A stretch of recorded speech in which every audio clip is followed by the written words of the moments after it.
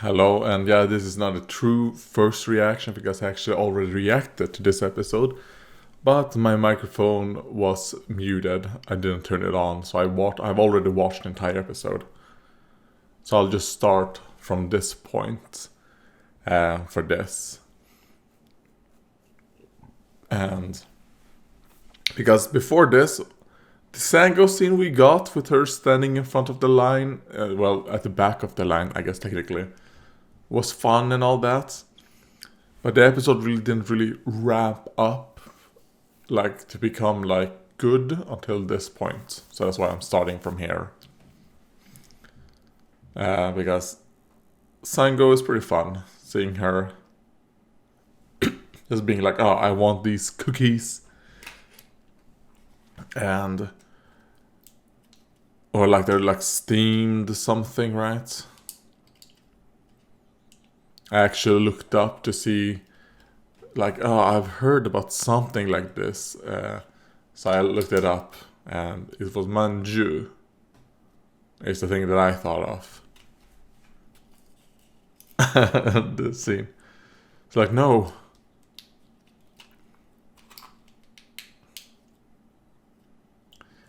And I'm with Liko and Roy here.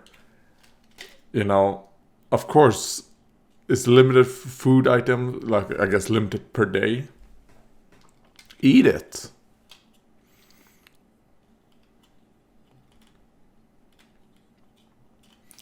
I guess it's also because I don't have like that collector in me, right? Where I'm kind of like, oh, I need to keep it sealed in box. I don't have that in me.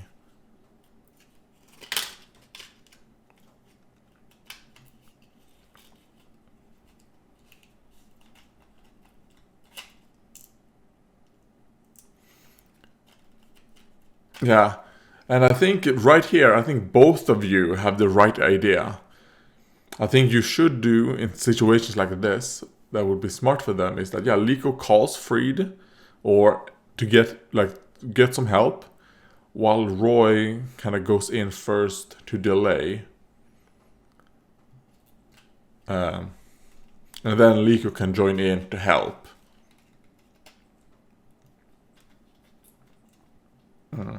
Oh, it's a Salt Lick Pokemon, alright. That's something I didn't catch the first time I watched.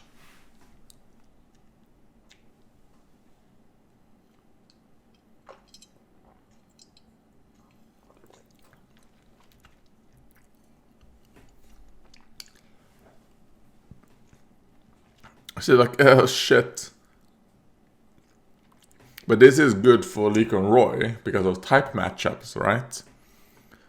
So they are doing things a little bit for your guys' benefit. And that I was kind of, oh man, that Glalie, drooling because Sango's on top of him. You pervy Glalie.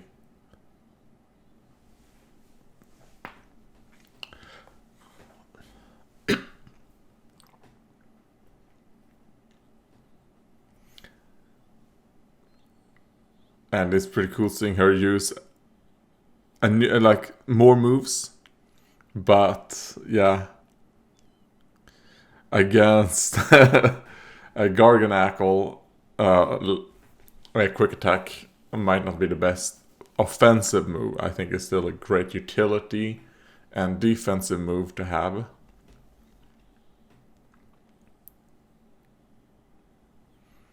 The best fox.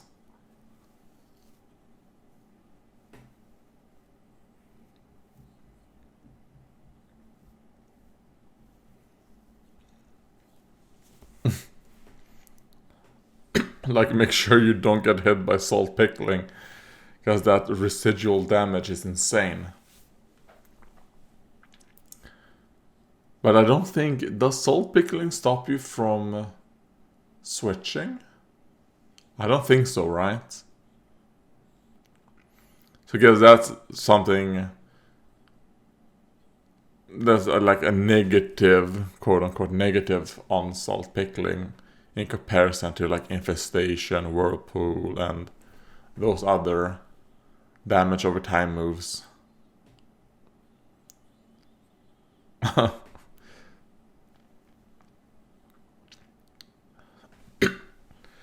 Roy, tell Hogator to use a fire type attack.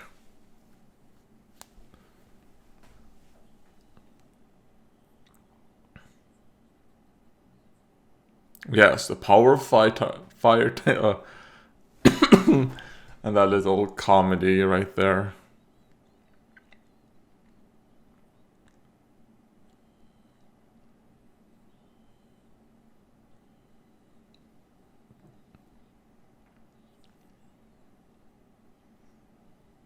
Oh shit. Especially with, the ice field. With the ice spinner. Yeah, what will you do? I remember saying like I was kind of like, man, use flamethrower on the ground. Melt the ice. Or use Stomping Tantrum to create like kind of like how Ash did against Whitney in Johto.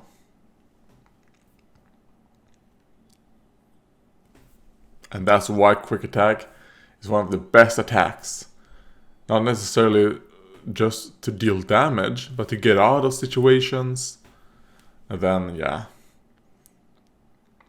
Right there we see some of the problems with Sprigatito's Leaf Edge and Magical Leaves. It does provide good like camouflage for your enemy as well, where you can't really see what they're doing.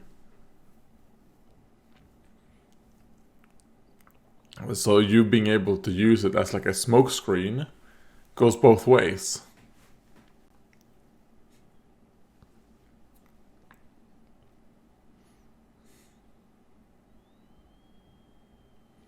Here comes the Overgrow.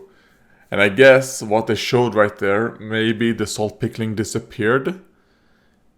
Is that what happened?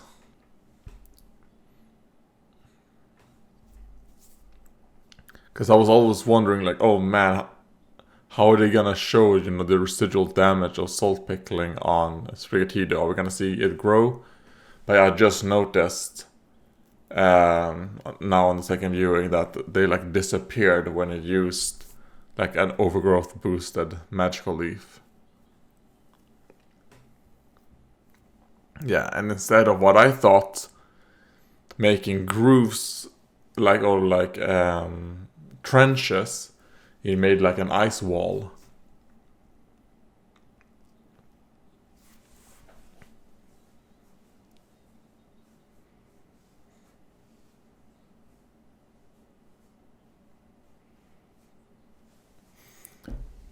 Come on. I know Lee Conroy, you guys are not the best at double battling together. But you need to do it well. And then I was like, oh wait, there's some type of emergency going on.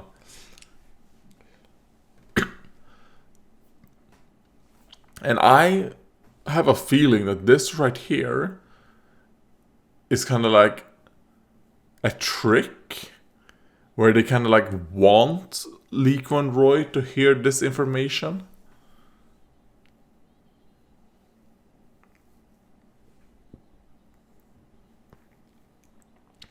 To trick, the Volt Tacklers to go to, the island. And then, yeah, seeing him having an Aerodactyl, pretty cool.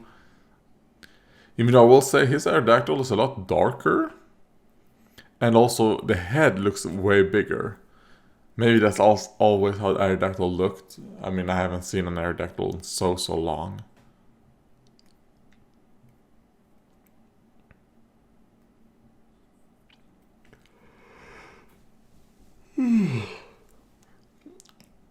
And I'm still here wishing that Lee Conroy would use their second Pokemon for battles as well.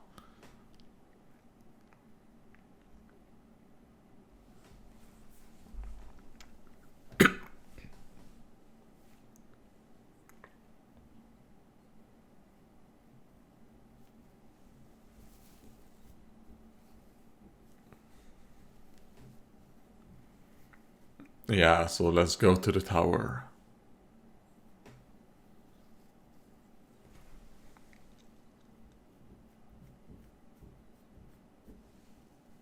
Take 2 of these. So there's 4 left, because I think there was 6 in the package. And now there's 2 left. Are you gonna give it to Watt, Troll, and Hatena? Or maybe they're gonna give it to Dot and Quaxley.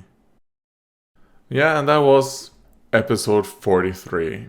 I do think I was a bit more. Like, I would say, to me, a lot of the hype I got from this episode actually comes from the preview and that thing there at the end.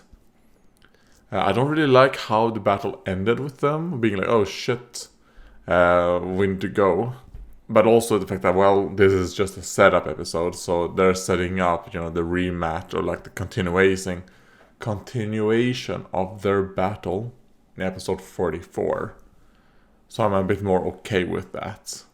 But still, it does make it so that this episode is kind of like just an okay setup episode. And I do wonder, episode 44 will come out next week, right? And then after that, I think we have like a 3-week hiatus maybe. Oh yeah, seeing Oreo here, like, oh man. Wish we got more Oreo and like Oreo and Molly.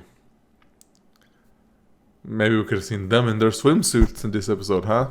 Thank you guys for watching. And I'll see you in the next episode. I'm gonna make sure to have my microphone unmuted